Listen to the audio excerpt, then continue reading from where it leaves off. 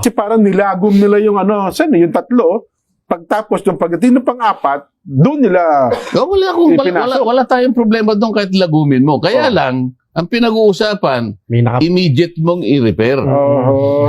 Ang pinag-uusapan na natin dito, pabayaan mo na yung December 4 and December 19. Ang una is December 2. Within 10 session days. Bakit nga naman? Kaya kailangan bilangin mo alin yung ika-10th day na dapat yon ay ni-repair. Inilagay sa order of business.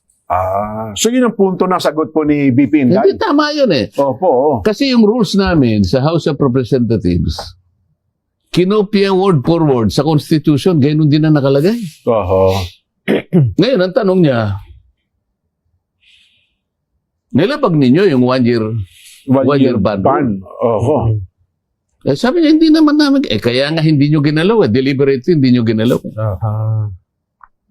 Oo nga, no? Pagkatapos nung maglagay sila, February 5, 2025, ang sinasabi ng batas nga, ng saligang batas, 1 impeachment per year. Ito yung 1 year ban rule.